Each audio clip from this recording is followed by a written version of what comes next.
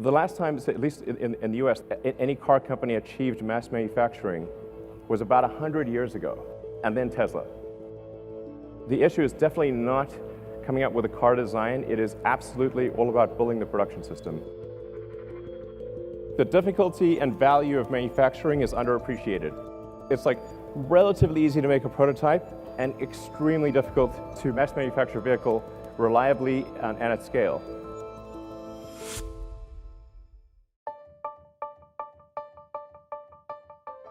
In 2003, a Silicon Valley startup called Tesla Motors came up with an ambitious plan that would transform the auto industry.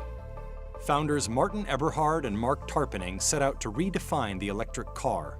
Cars that everyone would want, affordable, environmentally friendly, and fast. Their master plan started with a low volume of expensive but alluring electric sports cars. In 2004, well-known entrepreneur and SpaceX CEO Elon Musk invested millions of his own money and eventually became CEO. You're not just buying a sports car, you're actually helping pay for development of the mass market vehicles. In less than 10 years, Tesla released the groundbreaking Roadster, Model S, and Model X, all paving the way for its first affordable electric car, the Model 3. By 2016, Musk and Tesla looked unstoppable. Tesla has received almost 400,000 orders from its latest car, the Model 3 sedan. But over the next year, the company struggled to simply make cars. Tesla was plagued by manufacturing woes, financial losses, and volatile decision-making from its CEO. This has been an incredibly long and difficult journey. There's been an enormous amount of blood, sweat, and tears. Today, Tesla forges ahead with lofty promises and new vehicles despite endless lawsuits, mounting competition, and inconsistent manufacturing goals. But Wall Street doesn't seem to mind.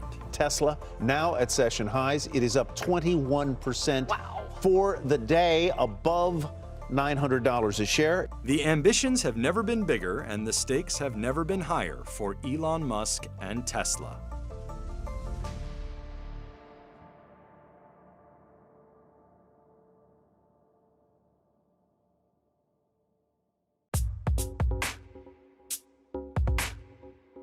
We created Tesla to make a difference in the world. The world desperately needs sustainable transport. We want to show that electric cars are in fact better than gasoline. Tesla was founded in 2003, and they weren't founded by anyone who had any automotive experience. It was consumer electronics, software, and battery tech guys. When we started Tesla, there was two things in the world everybody knew about electric cars. They're dead, and they suck. Nobody wants to drive one. That's why they're dead. They're slow, short range, they're ugly. If you look at the original business plan we wrote for Tesla, we described in great detail the Tesla Roadster, and we said, once this car is successful, the next car we should make is either a large SUV, an expensive SUV, or a large sedan. The sedan market is enormously large. It's much, much bigger than the sports car market, the roadster market. And then below that is the sort of, Model 3 segment of that market. And if you're going to have a big impact, you have to play there. But you can't start there because the capital requirements are just too vast, and you don't know what you're doing yet. You have to learn and develop the technology along the way. Everything was challenging. Everything's hard. Everything. We were inventing from scratch. This was something that had never been done before. We had customers literally say, this is the most exciting thing I've been involved in. Even though, at some level, they just wrote a check, but they believed in the vision enough to write that check, and now they're participating in this process that we were going through. And then we encountered Elon. Martin and Mark knew that the only other person, perhaps lunatic enough to start something this ambitious and join the sort of EV mission with them, would be a guy like Elon Musk, part of the PayPal mafia. He had made a good deal of money in software, payment tech, and sold that company to eBay. And he was out in Southern California working on an equally ambitious business, SpaceX. One of the great things about pitching to Elon in this context is that a lot of times we would pitch to the VCs and to other angels, and they would say, what you're trying to do is so crazy. You're trying to make an electric sports car, that's insane. And we are pitching to somebody who is actually trying to make rocket ships. And so in context, couldn't really say that. Right, in context, he was like, oh yeah, I got that. Now next we have Martin Eberhard, with the CEO of Tesla Motors. And of course, this is one of the great cars, Tesla Roadster, an electric car that gets 250 miles per charge. A test of this one, it's hot.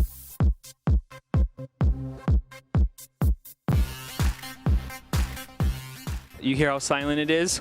There's no sound. You can have a car that's quick and you can have a car that's electric, but having one that's both is how you make electric cars popular.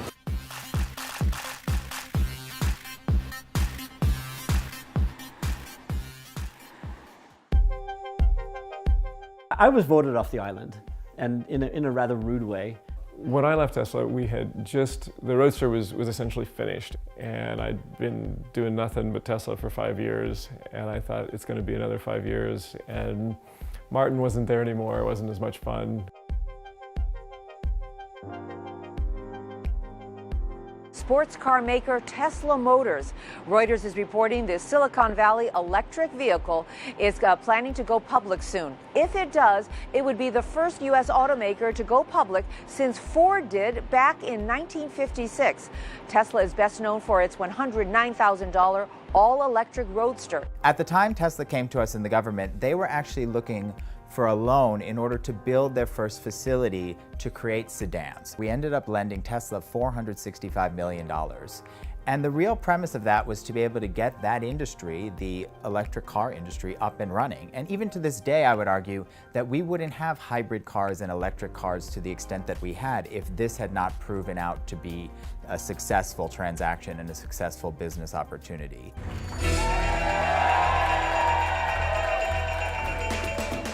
If we were just making the Roadster and doing powertrain business, we'd be profitable as a company. But we're in a massive expansion mode. The latest model of the electric car is rolling off Tesla's assembly line in California today. The Tesla Model S, delivery starting today in Fremont, California. Tesla is showing off its newest vehicle. It is called the X. Tesla unveiled its supercharger network. Musk says Tesla may start construction on 3 sites as well for its giant battery factory, or Gigafactory.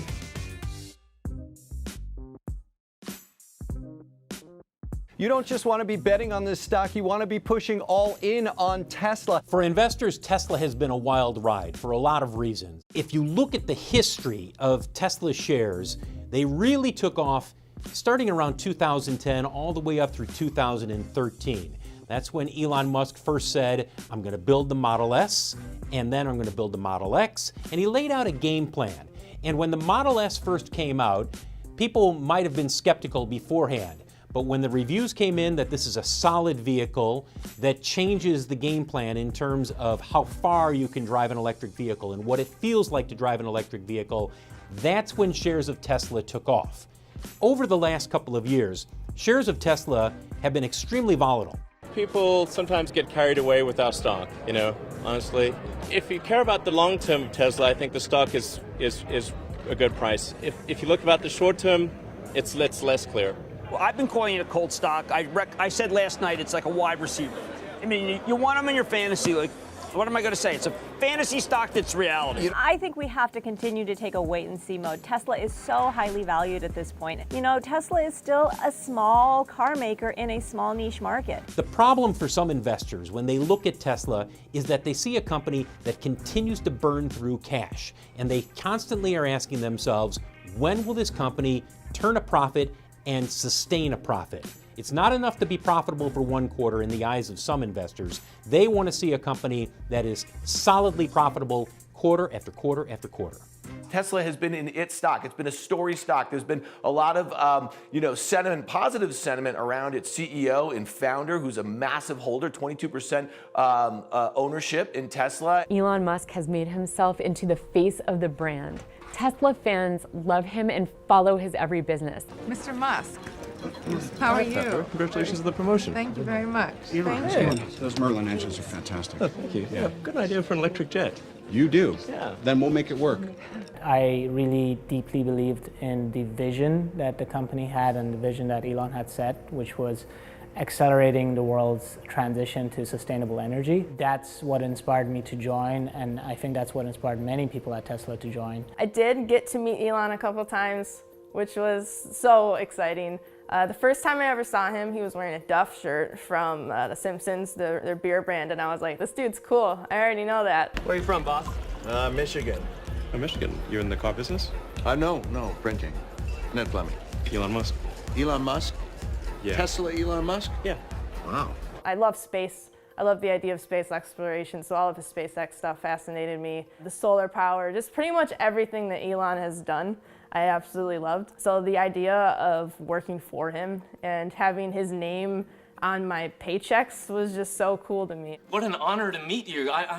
I'm such a fan of Tesla and SpaceX, all your companies. I'm Howard Wolowitz, Caltech. Nice to meet you, Howard. To the extent that Tesla benefits from Elon's many side projects, and SpaceX is not a side project, SpaceX is a massive focus for him. It's a big, serious company. I think you could probably categorize Boring Company, Neuralink, OpenAI, Hyperloop, Pravda, and a memes website, whatever else is coming out of his imagination as side projects. But there is an argument that what is good for his celebrity is good for the company. People see him as this great visionary genius that's very into the details of all these companies, when in reality I really see him as a great champion of these causes and a great motivator of people and a great identifier of talent, and he relies on those people to keep his public perception alive. But some investors question whether he has enough operational expertise and focus on Tesla to lead the company in the role of CEO. Elon Musk has some good news for you. He tweeted a cheaper mass-market Tesla will start at $35,000. The company will begin taking pre-orders for the Model 3 in March, but don't get too excited. Musk cautions production won't begin for about 2 years. Then going from the S and the X, we finally come to step 3, the final step in the master plan, which is a mass-market, affordable car. Do you want to see the car? Yeah! Well, we don't have it for you tonight. I'm just kidding, of course.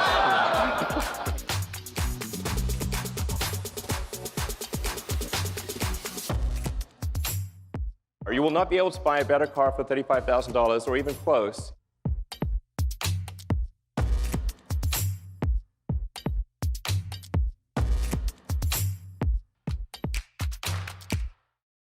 One astonishing thing about the launch of the Model 3 was how many pre-orders came in immediately after the company unveiled this. The total number of orders for the Model 3 in the past 24 hours has now passed 115,000.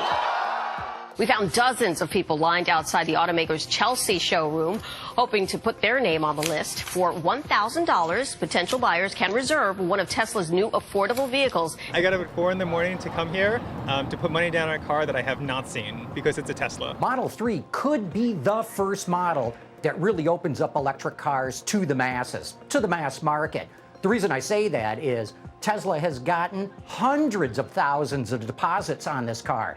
The likes of which, numbers that is, we've never seen happen with electric cars. It could be a tipping point, not just for Tesla, but for the automotive industry.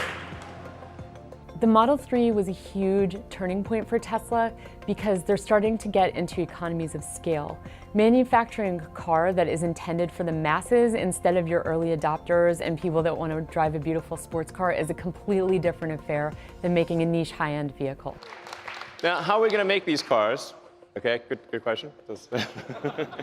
Going from announcing a vehicle to actually building it, it was a very short period of time. So short that I think Tesla realized this is not going to happen as quickly as we expected.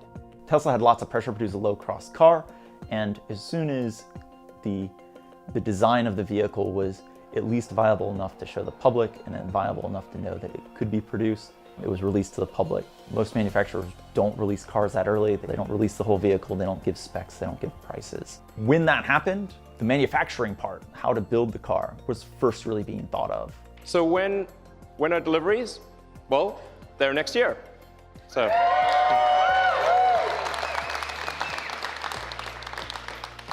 So I do feel fairly confident that it will be next year. Yeah. Welcome back, everybody. Today, Tesla is making the first deliveries of its Model 3. And this is the day that Tesla fans and customers have been waiting for, the delivery of the first Model 3s. The first of Tesla's Model 3s getting delivered over the weekend, but most buyers will have to wait at least a year before getting behind the wheel of Elon Musk's latest creation. Production grows exponentially, so in August there should be 100 cars, September above 1,500, and then what happens after that? Well, eventually, by the end of December, the production rate, at least according to Elon Musk, will be 20,000 vehicles for December. And again, that's the production rate. That doesn't mean The thing that's going to be the major challenge for us over the next 6 to 9 months is how do we build a huge number of cars? Frankly, we're going to be in production hell. The Model 3 was expected to be in mass production by the end of 2017.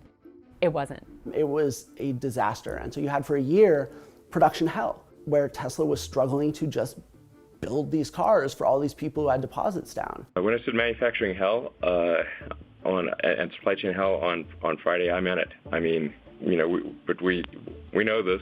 We signed up for it. Not blaming hell because we bought the ticket. One of the things which I think Tesla does, which is maybe a detriment to it, is it tries to do everything itself and in-house. In the Model 3 process, we decided we were going to build cars better than any other auto manufacturer out there, instead of just building what was sort of industry standard and guaranteed to work. Tesla's plan for innovating manufacturing was all about technology. They seemed to think that humans were the problem, and that if you just had robots in there, everything would be better. We did go too far on the automation front and automated some pretty silly things. We tried to automate the placement and bonding of fluff to the top of the battery pack, which is ridiculous. So we had FlufferBot, which was really an incredibly difficult machine to make work. Machines are not good at picking up pieces of fluff. Tesla eventually removed most of the automation that delivered parts to the line, and they ended up going to an industry standard of moving them by pallet and fork truck and things of that nature, because it was way more reliable, had less issues and complications in terms of bringing it up to scale. We started running Model 3 a lot, I would say, November, December of 2017. February, March, we started the ramp up of Model 3, and we started running a lot of Model 3s. There were probably 500,000 orders of the Model 3, so we knew there was a lot of pressure under us to get those cars out. A lot of us, I think, were willing to do what it took to get those big numbers out, because we really wanted this company to succeed.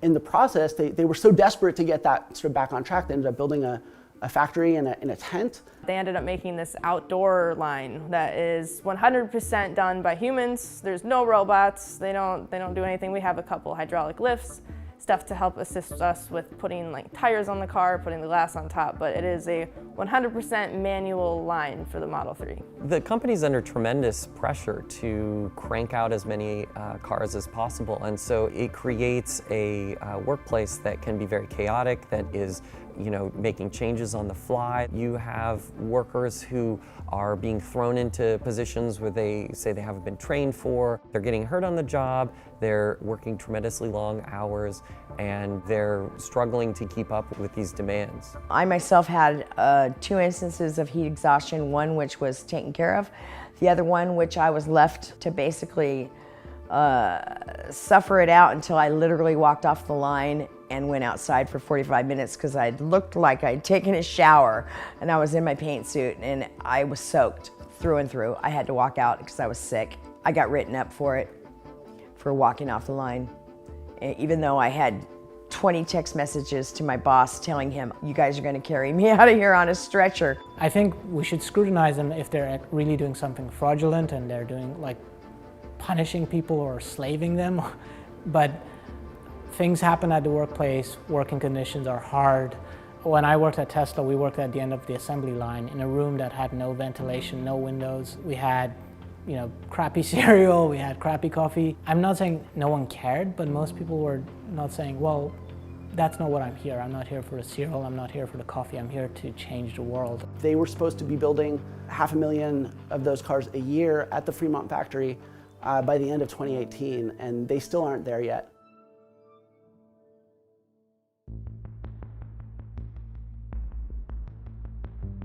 As they're trying to get the Model 3 production off the ground, Elon Musk makes a grand announcement that Tesla is going to acquire a business that he also helped co-found, Solar City. Then there's Tesla today, offering to acquire Solar City in this stock deal valued at up to $2.8 billion. Musk is the chairman, the largest shareholder of both companies, as you know, and he's calling the combination a no-brainer. We think there's really a huge opportunity here to have a highly integrated sustainable energy company that answers the whole sustainable energy question, from generation of power to storage to transport. What is with the timing of this deal? We're also talking about Solar City shares, which are perhaps not nearly as high as they have been over the course of the past couple of years. All I can say is that Solar City would have gone even lower if he hadn't made this bid. On paper, what Elon Musk laid out made sense. He was going to use Solar City to ramp up sales of solar panels at home, to push the development of solar technology that could be used in a number of different venues. That hasn't happened. This is sort of like the integrated future. You've got a electric car, a Powerwall, and a solar roof. And the key is that it needs to be beautiful, affordable, and seamlessly integrated. I think we really started to see some of the wheels come off, no pun intended, with the acquisition of Solar City. And that, I think, really brought to light how intertwined Elon's personal wealth, personal interest, ego, and brand were in this company. The directorships of others and the potential conflicts are quite significant. Lyndon Rive, who's the CEO and co-founder, and Peter Rive are brothers. They're both Musk's cousins. John Fisher's fund is a SpaceX investor, of course, another Musk company. Jeffrey Straubel is a Tesla employee and a SpaceX investor. Nancy Fund was a director at Tesla prior to it having gone public.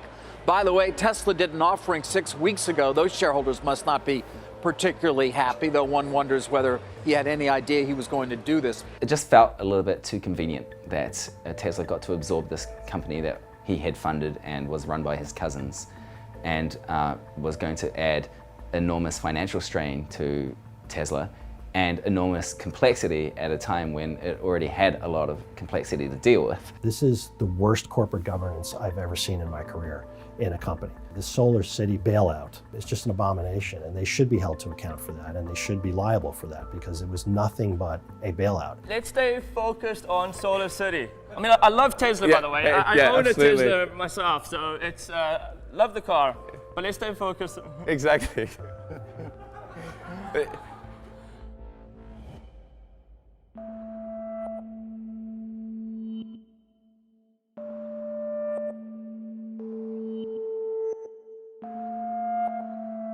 Tesla has gone from production hell to delivery logistics hell. That tweet was in response to a customer complaint about a delivery delay, but in truth, if in fact that's the case, that is progress for the company. One problem for Tesla as it's trying to deliver these vehicles is that they're supplying customers around the world from one plant in California. Other automakers rely on outsourced delivery companies that will take your car from the factory to the dealer and make sure everything's in good order. Tesla's doing it all themselves. In fact, they don't work with dealers. They run all their own stores and service centers. We had wanted a Tesla for a long time, and we were pretty excited about it, and it just made sense for our new commute. But we took delivery in the dark, and we didn't really get to see the vehicle until the next day. The next day I took it to work. It was a bright, sunny day, and unfortunately it showcased what was an absolutely horrendous paint job. Like, I have no idea how they got it off the line, how they would put it into the hands of a customer. I mean, it was insane. Now that Tesla has hundreds of thousands of cars on the road and they're going after a mainstream consumer instead of just early adopters, they have a much higher service burden. And the problem is they haven't really scaled service in tandem with that. I was fed up with Tesla completely, to the point to where today, if they want to touch my car, they're not allowed to touch my car. I'll do my own work on my car now. As soon as I exceeded my warranty period, the help, kindness, interactions all went away. I was treated like I didn't even really own a Tesla. So in terms of the service part of Tesla, I do get nervous. When many owners try to schedule a service appointment, the service centers are stretched thin and appointments could be weeks out before a car gets in for service. The reason why I started my YouTube channel was to kind of demystify Teslas in general. Tesla wasn't really sharing much information about them. in terms of what's inside of them and how they worked. So I figured to myself, people may actually be interested in this. So as I started tearing into the car more and more, I started taking detailed photos of things, detailed videos. This blue connector goes back in the door, and just kind of took off from there. This is my Tesla parts storage. This is where all the used parts or crash parts. I save every little piece. I worked at Tesla from May of 2009 through February of 2013. I started out as a service manager for the Seattle area. Part of the reason people are having trouble getting their cars repaired is there aren't enough parts. Now, specifically with the Roadster, there aren't any parts. And with the newer models, there just isn't enough parts coming off the assembly line or being reproduced to fix the cars that are in the body shops. There's a local body shop here that has, at times, has over 100 Model 3s that need paint work.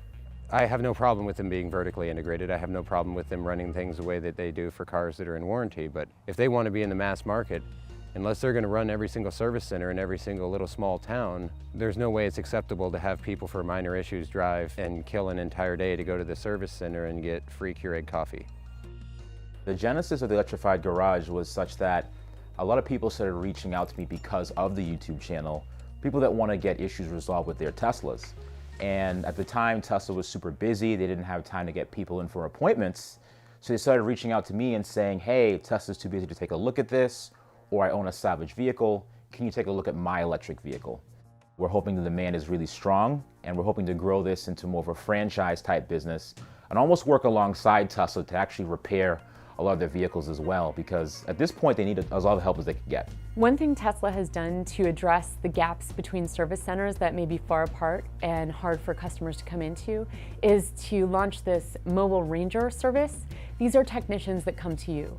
Customers who can get their issues fixed by the mobile service love it, but they can't do everything. Over the last year, Tesla ramped its service locations by about 20%. And again, Tesla's expecting about a 5-fold increase in the number of cars that it's going to be shipping. So we're just not sure that the ramp is going to be significant enough. Service totally matters to Tesla's long-term success. The proposition for the customer of a Model 3 is buy at your own risk. This might come with problems. At the scale it is at now, with how many Model 3s there are out in the market and who its core customer is, there are enough people out there to buy with that caveat. But that grace period isn't going to last forever. And so Tesla does need to sort these problems out before it becomes truly mainstream. I talk to a lot of people who have Tesla vehicles, and service is a problem. But you know, everybody says, oh, Tesla service is a problem. Microsoft had no customer service for years. Google had no customer service for years. Apple customer service, until they got the stores, was mostly non-existent, right? This is not a Tesla unique problem. This is an industry unique problem. Technology companies aren't good at service, period. Stop calling out Tesla for this because they're a tech company. They're not really a car company. The cheaper models like the Model 3, they're all over the place. You just have to have a service. Tesla needs to step up and provide them that service that they deserve. And if they provide the service they deserve, Tesla's unstoppable.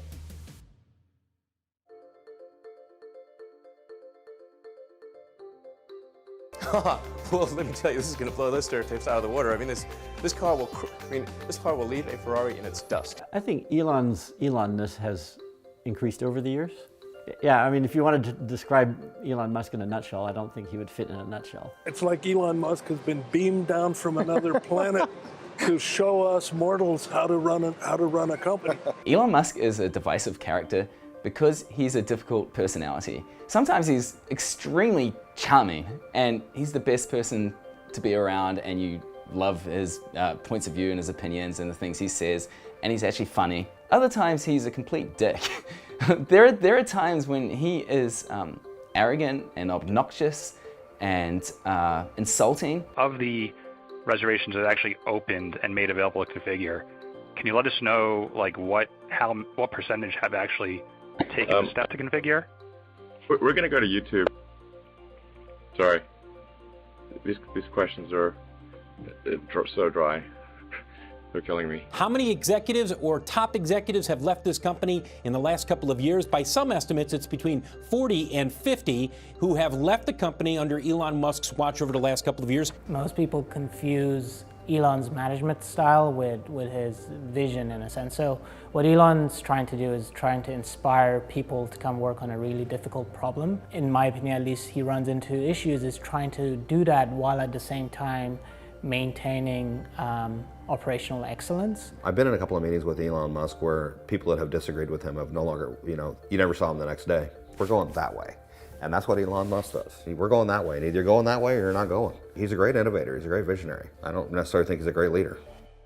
I don't even have a desk or an office anymore. I just basically, I'm just basically standing on the production floor and occasionally meeting in a conference room. We have seen him at the end of the line wearing a Tesla t-shirt and steel-toe boots and his safety glasses and bump cap, working with the people, doing the physical labor. When the SNX were launched, he literally had a sleeping bag at the end of the line because he didn't even want to leave. He was there so often working on the cars just to make them right and to make sure that they were as good as they could possibly be and that production was working. He was there all the time. He slept there, and it was true. If your CEO has to be fixing problems on the production line, no matter how brilliant he is or how great his solutions are, there's a systemic failure that's taken place to reach that point. The whole point of running a giant company is to make sure that the whole thing runs as much as possible in an orderly fashion, an efficient fashion, in a profitable fashion, without requiring the constant personal attention of any one person. He should find a partner as quickly as possible who serves the same role at Tesla that Gwynne Shotwell does at SpaceX, a stabilizing force and making that company made up of humans who have to work together as good as Tesla's cars are. Another Twitter rant from Elon Musk. This time it's about media companies. He accuses them of hypocrisy and says the public no longer respects them. Elon Musk, for most of his career at Tesla, has embraced Twitter.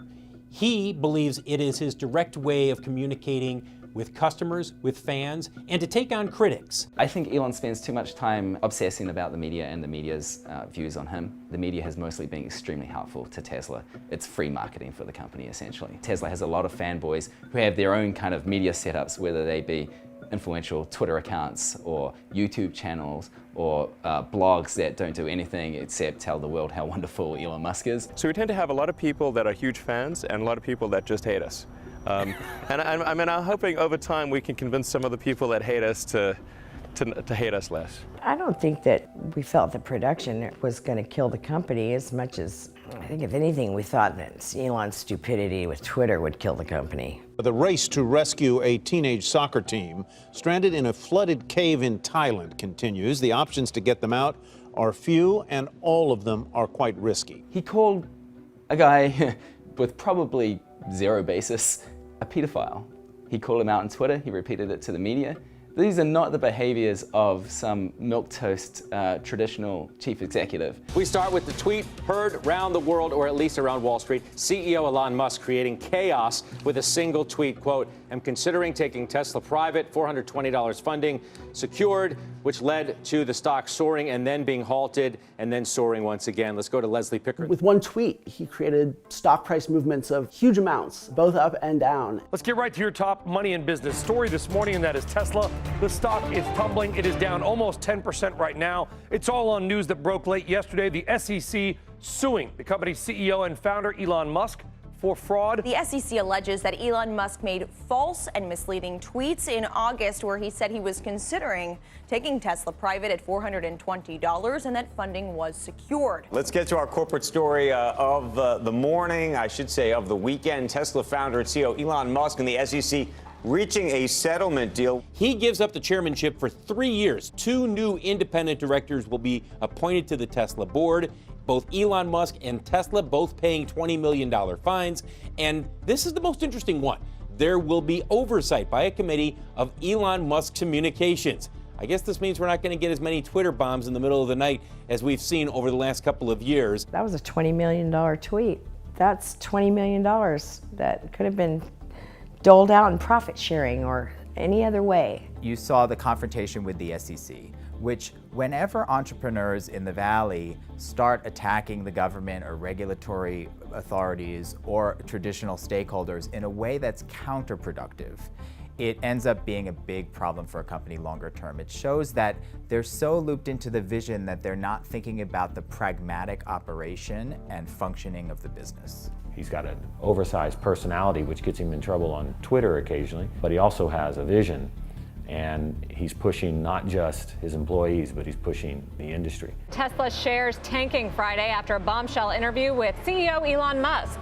Shares plunging 9% right into a bear market again, on track for its worst week since March. Billionaire Elon Musk of Tesla and SpaceX fame like we've never seen him before, smoking pot on YouTube. Tesla CEO Elon Musk appearing on a podcast with comedian Joe Rogan last night, overnight, and yes, he's smoked up. Take a look.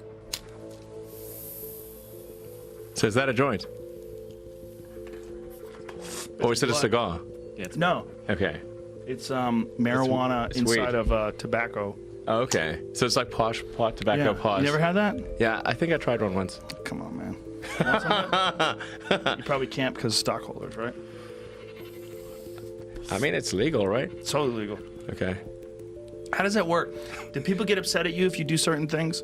I'm not touching the stock at this point in time. The stock has clearly not found its footing by any stretch. Elon is absolutely off his rocker, whether it's tweets or whatever he's recently doing. I mean, maybe the pressure's getting to him, but his behavior just seems odd. Tesla founder and CEO Elon Musk sitting for a rare interview with Leslie Stahl on this Sunday's 60 Minutes program. I want to be clear, I do not respect the SEC. I do not respect them. But you're abiding by the settlement, aren't you? Because I respect the justice system. There are people who say that the company cannot survive without you. I don't think that's true. Yeah. There are people who say the company cannot survive with you. Haha, that's hilarious. They say it because of the way you acted over the summer, Yeah. doing things that seemed impulsive, un-CEO-ish. Well, first of all, like, I am somewhat impulsive, and I don't really want to try to adhere to some CEO template. That's just the character that Elon is, and it's really difficult to stop him being like that. I don't think he's ever going to. He's a divisive figure because he is a divisive person. Those of you who are here and those of you who are watching, thank you very much for your support over the years. It's been, a hell of a ride, and I love you too. I love you too.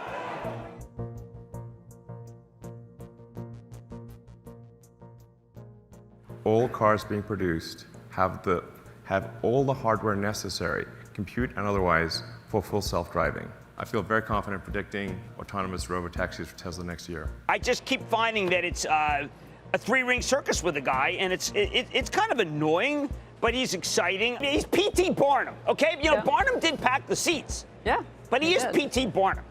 Jim, P.T. Musk. Elon Musk and Tesla used to talk up the green angle. Now the focus is shifting to autonomous.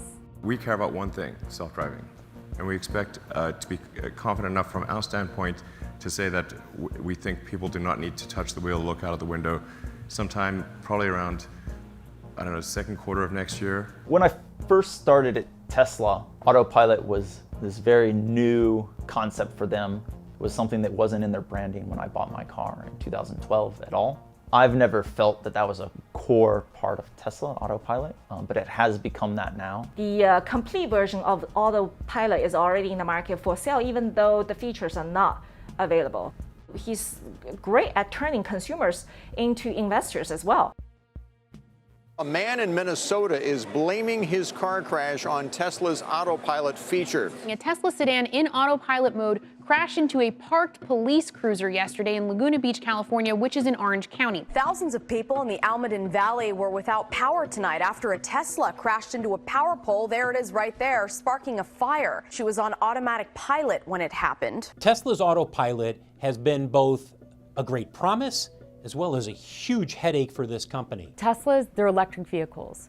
Fire departments are still figuring out how to put out a pure battery electric fire. The other question is how much Tesla's autopilot systems were involved in a crash potentially. This is frontier technology. People are trying to understand it, so Tesla is weathering a lot of scrutiny. The other challenge with autopilot is the question of whether or not drivers were fully briefed, were fully aware of the limitations of the technology? Did drivers understand that this technology could be used in certain select situations? Or did they go into this thinking, I can take my hands off the wheel anywhere?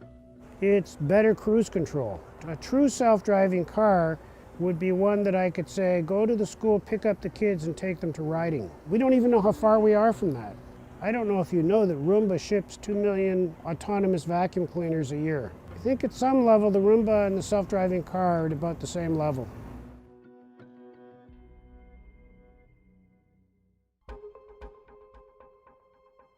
Another thing that's challenging to them is the buildup of lawsuits. Any growing automotive company is going to see this, but Tesla is dealing with a pretty high volume of lawsuits, from small claims to stockholder litigation. Elon Musk scoring a legal win, all related to a tweet he posted more than a year ago, Phil. That Solar City deal remains controversial to this day. There's stockholder litigation against Tesla that alleges it was a bad deal that never should have happened. So the fact that he survived the crash, but he made eye contact for them to save them, is haunting.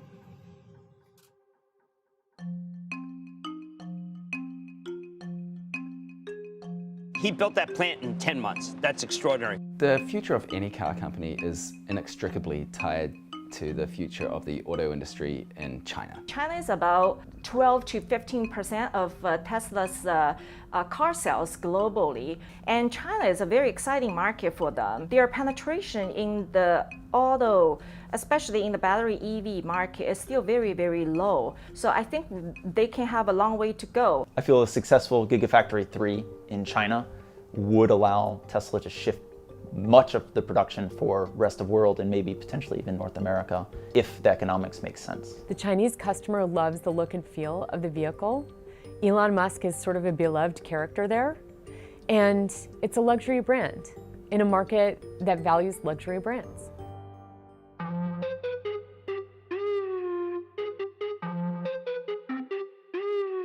Tesla is a company with grand plans, a grand vision, but they don't yet have the proof that Elon Musk and his team can get there consistently. Look, can this company viably and economically make cars going forward? We believe the world's going electric. We believe that they're showing increasingly that they can make these cars profitably. That makes us feel modestly better about the stock longer term. Tesla was like, it was like listening to a call from a real company that made cars and made money. The stock price literally influences the future of this company. As long as there are enough believers and Musk can raise capital, I wouldn't count him out. I don't think this is about Elon anymore. I mean, I think this is about what's going on in the market with cars. You know, consumers are going towards premium and sustainable solutions. They're willing to pay for that sustainability. Tesla hitting an all-time high after reporting it delivered 367,000 cars last year. Tesla today on track to open at a new record high. Company announces a program to build the Model Y SUV at its Shanghai Gigafactory, delivering its first China-built Model 3 cars to the public. And during that ceremony, if you haven't seen it by now, Musk expresses his joy by dancing on stage, proceeding to strip off his jacket, reveal a T-shirt with the cartoon of the factory. The stock surging and posted its first ever back-to-back net profits. Earning $2.14 a share in the fourth quarter. The estimate on the street, $1.72, so well above expectations there. Revenue also coming in better than expected at $7.38 billion. In 6 months, Tesla has almost quadrupled, and dollar trading volume yesterday was a record for an individual stock. I just can't believe this freaking stock. It's insane. This is a big separation from what, those of us like to pull out the calculators and look at reality. The valuation is absurd. The balance sheet is a disaster. I don't think their total addressable market is big enough for the company to capitalize on. And sooner or later, those balance sheet obligations are going to come back to bite them. He changed the conversation on Tesla from one about whether it can meet its obligations and meet its goals to one of what's the future? Is it going to be bulletproof pickup trucks? Is it going to be a factory in China that's spitting out hundreds of thousands of cars on its way to millions of cars a year? That's a lot of expectation and excitement for Tesla.